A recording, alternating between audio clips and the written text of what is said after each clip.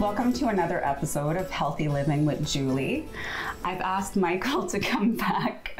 On our last episode, we talked about several natural remedies such as ginger, garlic, apple cider vinegar. So make sure to watch that one as well. Today, we are going to focus a little bit more on constipation. And we've both had quite a bit of experience with it, with ourselves, but also with our kids, especially when they were young. And I just actually had a recent, a doctor, I took a friend of mine to Emerge, and she was prescribed Restoralax, which is what we're going to talk a little bit on, and also Diet Pop as a diuretic, which I thought was a little strange. I would recommend something more like maybe nettle tea, dandelion tea. You know, some fruits and vegetables are natural diuretics, but I would not recommend Diet Pop. So let's go back to our Restoralax, because yeah. we didn't touch on that the last program because it just flew right by. So my personal experience with this poop matter is because of my kids. So not so much me, because when you know you're constipated, you kind of feel bloated and crappy, right? Pardon the pun, but the Restoralax kicked in for me, and I'll try to make this really quick. One of my daughters, my youngest one, went to a doctor, and I'm not dissing doctors, but went to the doctor. He did an exam. He prescribed Zantac to her. Zantac. I used to take Zantac for heartburn. So I asked him, you know, we'll write a prescription. I said, I don't even need a prescription, doc. I got it at home. So anyway, that night, we didn't do anything. We didn't give her the Zantac, and we took her to another doctor. The doctor sent us to Winnipeg to a specialist. It took the specialist 30 seconds, touched her stomach, and said, she's concrete. I'm just like, what? You know, we just took her, right? So I always get a second opinion. So I said, so what are we going to do? She says, we'll prescribe Restoralax. Okay, so I'm fully trusting this doctor. She's a specialist. We buy the Restoralax. My daughter takes it for a couple days, and she starts to get regular. Just so happens that the next day or two, I take the Restoralax and smell it for some reason. It smelled like carpenter's glue, you know, that LePage white glue? And I'm like, what is this stuff? So I did my research on it. There was all kinds of lawsuits pending on this company that they prescribed it too long. And yeah, on the bottle, after I looked at it, no longer than 5 days. And the doctor told her she's going to have to be on it for months, right? Yeah, they said the same thing to for my daughter. I think she was about 2 years old, and they said for 2 to 5 months, however long it takes. Yeah. And they just push that crap on you. I was so upset after I read the bottle. 5 days, 5 to 7 days, and it doesn't recommend you give it to children under 18 years of age. But consult your physician. Yeah, I've talked to a girlfriend of mine. The same thing was prescribed to her, and she's had to keep giving her son this Restoralax ongoing because he can't have bowel movements without it now. It makes your bowels lazy. Yeah, it makes it dependent on, yeah. So I went to a naturopath, and they prescribed magnesium citrate. I didn't even know what that stuff really was. Yeah. So I started giving my daughter magnesium citrate and cleaned her right out, right? No issues. It's a natural vitamin in your body, a natural supplement in your body. So why wouldn't you give it? Yeah, right? And studies have shown that most people are deficient in magnesium because, I mean, you can get magnesium from some green leafy vegetables, seeds, beans, nuts. The problem is our soils and our foods have been so processed that you're getting very little. So magnesium citrate, which you can get, I have 2 flavors here, the orange and also the cherry. So these are a powder. And that's what I gave my daughter. Yeah. And it was tough. She didn't like it. right? Magnesium citrate, though, doesn't get absorbed in the body. It's good for headaches, and it's good if you have some constipation. You can also get it in pill form. Now, I'm pretty picky on the pills that I order. I try to make sure that there's not a bunch of fillers in there. No extra additives. And if you're an adult, there is no need to be taking any type of a gummy vitamin, okay, of any sorts, okay? We can swallow. I mean, I know that they might taste good, but keep in mind that gummy vitamins also have a lot of extra sugars and gelatins and all kinds of things added to them. So definitely a pill form. You know, do your research, you know, read up on them. So what exactly how citrate works? Once it gets into your intestines, it literally pulls the moisture out and into your intestines. That's all it does. It just takes your moisture, sucks it all into your bowels, and softens your stool, and away you go. I've actually recommended this to a few of my friends that were on Restore Lax, and they thanked me after and said, geez, thanks for getting me off that stuff and putting me on the magnesium, because it's all natural. It's exactly. Simple. That's simple. The main thing, right? Your body needs magnesium to begin with. So the chemical they have in Restore Lax, they put it in car antifreeze.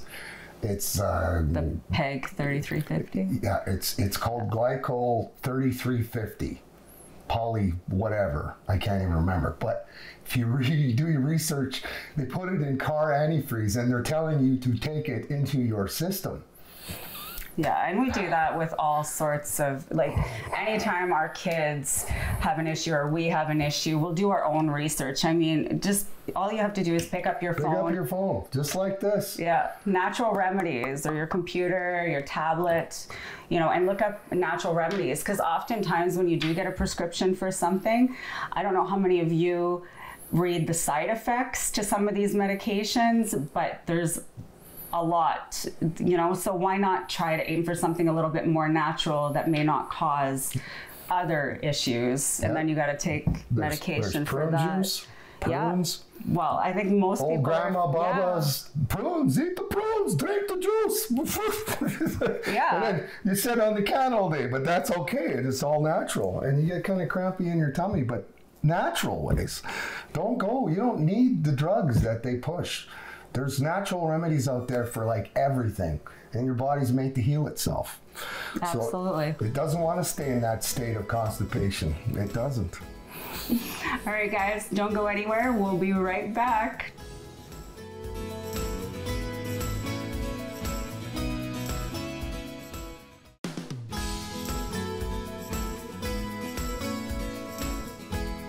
Welcome back to Healthy Living with Julie. Before the commercial, I talked a little bit about magnesium citrate. So magnesium citrate, great option. We know that it will help you go to the bathroom. Now, magnesium oxide is another one that you might see. That one's a lot more aggressive, so be careful with that one. Magnesium glycemate or biglycemate, on the other hand, does get absorbed in the body. So if you are lacking magnesium, now keep in mind magnesium is responsible for 300 functions in the body. It's good for regulating your blood sugar. It's good for your thyroid function. It's great for hormonal balance. So very, very important to take magnesium glycemate if you're lacking magnesium. It's good for anxiety too. Good for your muscles. Yep. It keeps your muscles full. It keeps them from cramping. Sleep. Sleep is a huge one too. So just make sure you're taking the right magnesium for, I mean, you can take both. Magnesium glycemate for women, you can take up to, I believe it's 320 milligrams for women per day. It's one of the most underrated supplements in your body. Like, people are short of it. Like, it's like over 50-something%, I do believe. If I'm wrong, am I wrong? Yeah, no, like 50%, the studies show.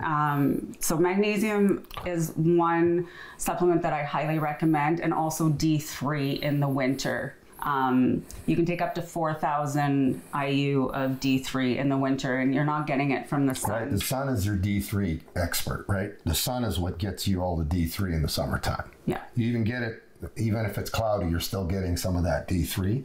But in the wintertime, yeah, you should be supplementing. Absolutely. I do about 4,000 IUs a day, right? Yeah, I do too. I split it up. I don't take it all at once, right? Because a lot of supplements, I mean, you end up peeing them out, for one. Yeah. Two, you gotta know what's in your supplement. Always look at the ingredients. You know, there's a lot of things that get added that shouldn't get added.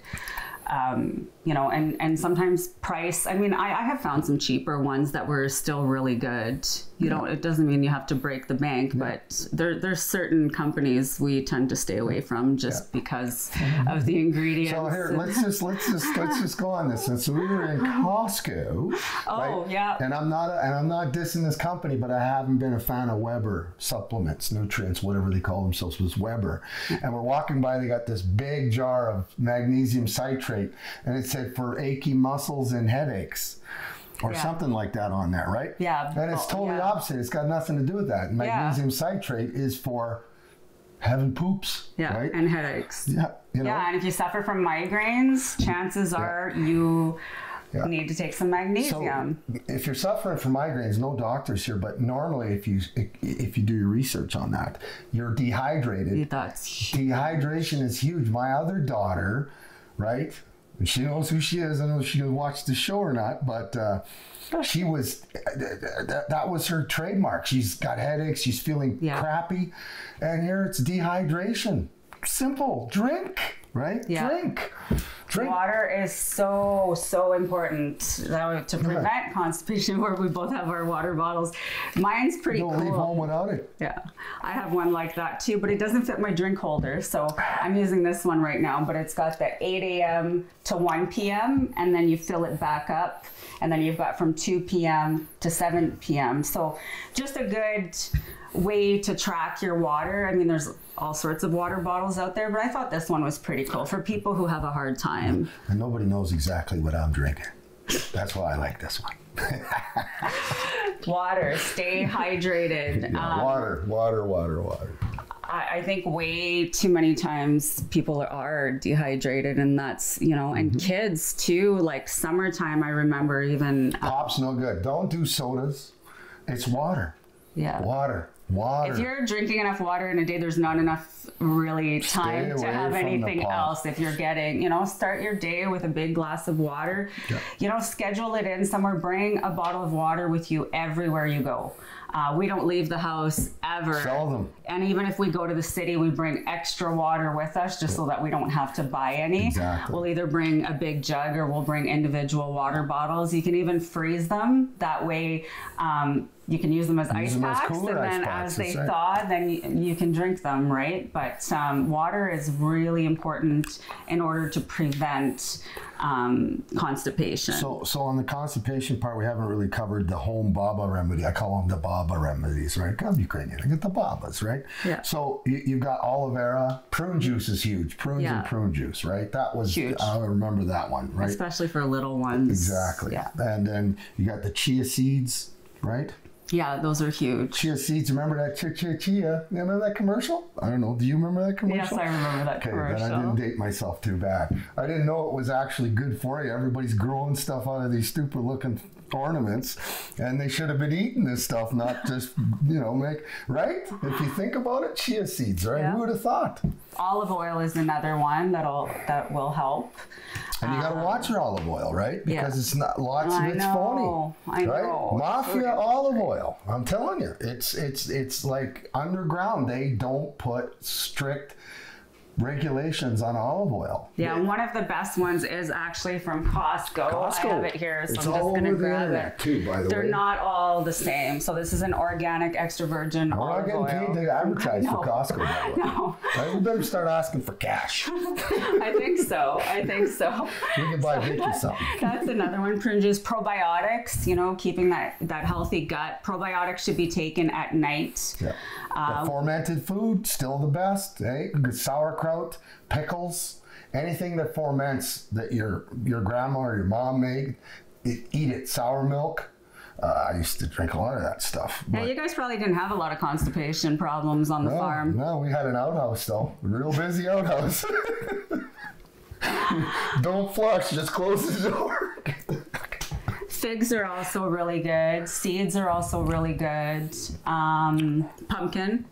Pumpkin seeds is also. Yeah. Pumpkin seeds are really good for other things, which we'll go to some other time. But pumpkin seeds are actually huge nutrient-filled seed. I mean, you know, everyone says eat more fiber, eat more fiber. So fiber is really good at preventing the constipation, but when you're having constipation, don't do fiber.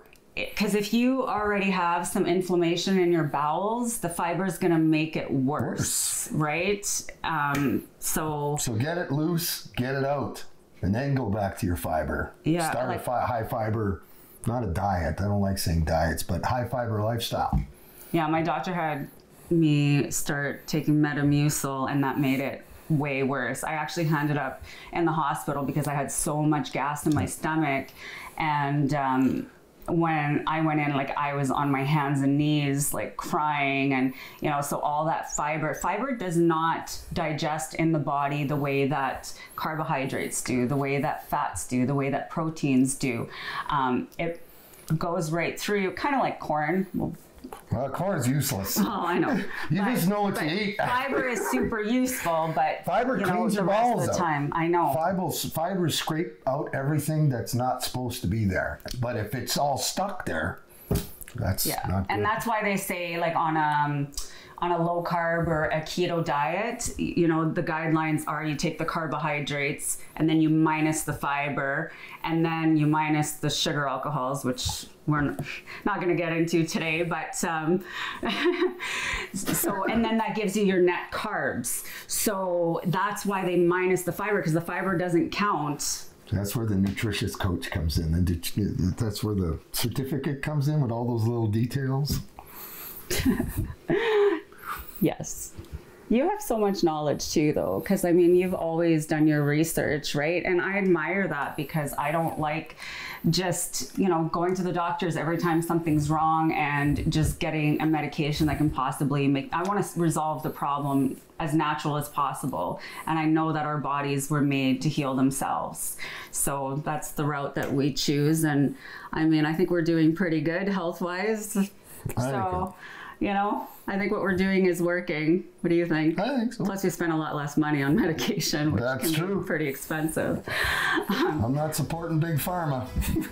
Don't go anywhere, guys. When we come back, we're going to touch a bit more on fiber, and I have a little recipe to share with you.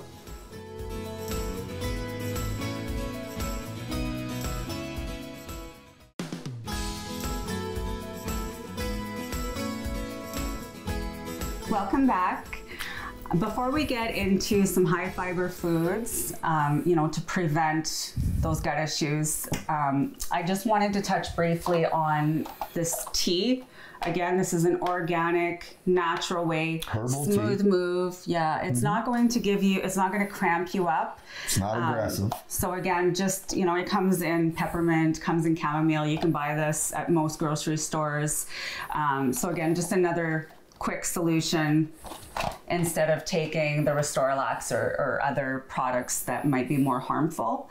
Because any one of those products that are not natural, the longer you're on them, it's harder to get off of them. Your body becomes dependent. It's like any other pharmaceutical drug. If you're on it too long, you just get addicted to it.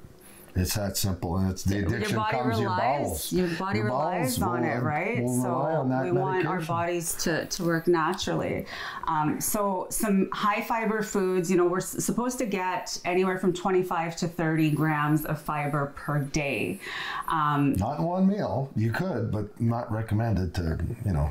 Yeah, but I mean, I think a lot of people lack fiber because of their nutrition, right? If you're eating a high processed, a high sugar diet, you're not getting a lot of fiber. If you're not eating a lot of fruits and vegetables, you know, so like broccoli, for example, has 5 grams for 1 cup. Well, you're not going to sit there and eat 5 cups of broccoli. It also has some protein in it too. Also. Yeah, absolutely. You can get it from beans. You can get it from lentils. Beans, yeah, beans get a lot of things from beans. Beans are very high in fiber. Fill up your car with beans.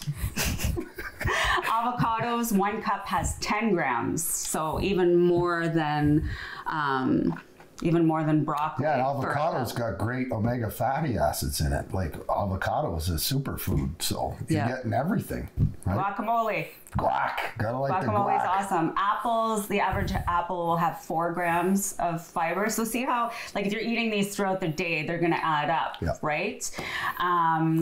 What else? Blueberries, 4 grams for a cup. Edamame, 9 grams for half a cup. One of my favorite ways to add fiber is chia seeds because they're really high. So chia seeds for 2 tablespoons, you're looking at 11 grams of fiber. So that's quite a bit. And not only are chia seeds high in fiber, which can improve your heart health, but they're also loaded with antioxidants and they contain many important bone nutrients. They regulate blood sugar. They've got calcium, omega-3s. Your omegas, that's right. So just to show you how to use this, I mean, you can, it's very versatile, but we're gonna make a chia seed pudding, Michael. I can't eat it right away either because it's gotta sit. It's gotta sit overnight, okay? That's so this is how easy this is. I'll get Michael to do it. So we know that 2 tablespoons will give you 11 grams, right? And we're gonna use 3 tablespoons. Are we just gonna pour this in? No!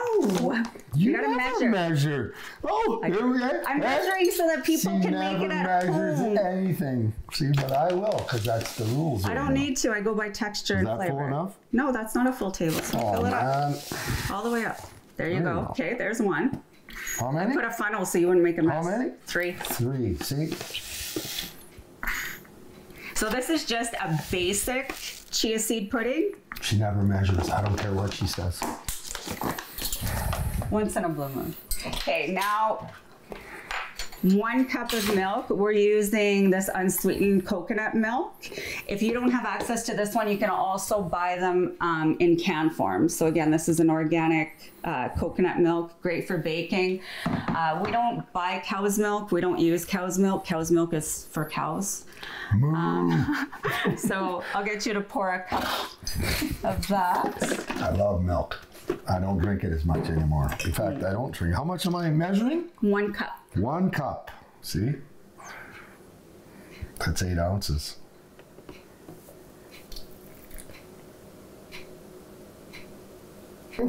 Well, that's exactly pretty much 1 the cup. Yeah, that's a cup. That's darn close. So I pour it in there? Yep. Okay. See? Pouring it in. Boy, this is tough. Oh. And then 1 teaspoon of natural, pure vanilla extract. 1 teaspoon. Yeah. Measuring again. You are. She never measures. 1? That's it. That's it. That's it. Look at that, I made it. Now you can make these in any flavor that you like. You know, you could add a little bit of flavored protein powder to this, make it a different flavor that way.